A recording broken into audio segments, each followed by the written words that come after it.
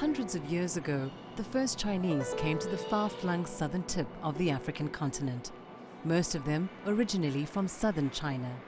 In the centuries since, they've made homes here. They've managed to thrive over the decades, and they're not leaving anyone behind. In downtown Johannesburg, you can find the Hong Ning Chinese aged home. In Chinese culture, families take care of the elderly. It's lunchtime and food's being prepared for the residents. A meal you won't find at a regular old age home in South Africa.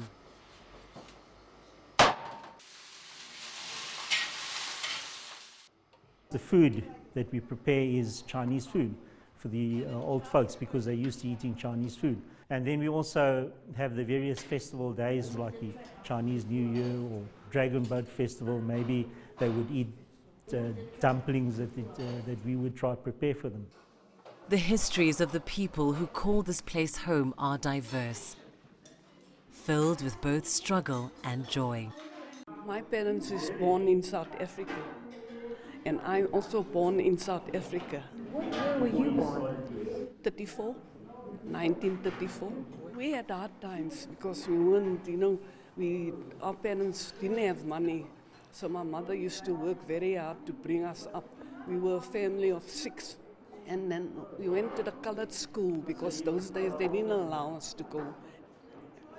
There was a Chinese school, but very small, you see.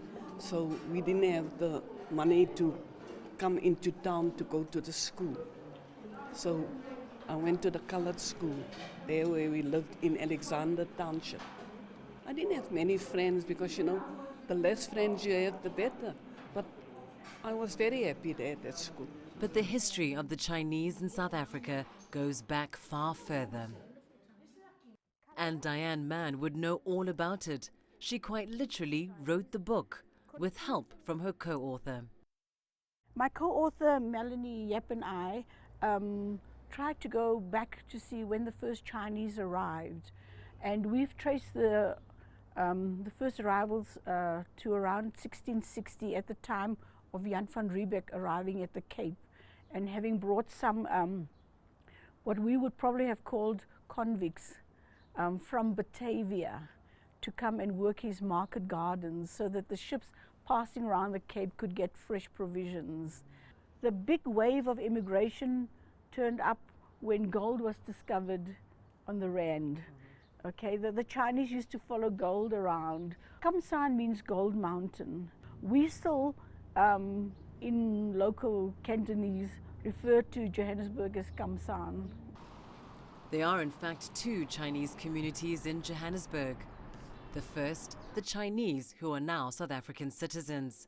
The second, a new generation of people who've come from China to work. This is the heart of what was then the Chinatown, where the immigrants from China, the regional immigrants from China, came here to make a living. There is another Chinatown in Sirudin for the newer immigrants. In the old days here, people would go to a Chinese school, a Chinese-only school, and that was because of the segregation laws. But now people can buy property anywhere. People can actually go to any schools they like. So the community gets thinned out, the community gets integrated. How we integrate with the new immigrants is actually quite difficult on a individual to individual basis because they're more Mandarin speaking. And we from the southeast of China, we are more Cantonese speaking. So there is a language barrier, even though we are Chinese. There are other persistent challenges too for both these Chinese communities. Some businesses have been targeted in recent waves of xenophobic attacks. But Chinese communities in South Africa also do their part to help the country they've grown to love. Donating to children's homes, for instance, and helping firefighters during recent disasters. Making a difference where they can. So heartwarming for us to be able to have the support of the Chinese community here locally. They've gone above and beyond. South Africans too have been getting to know China better. Chinese New Year has in recent years become an event for all South Africans. The most important cultural event on the social calendar for China. 4 Chinese who've lived in South Africa for generations. We went to America and to Canada, but then he didn't like it.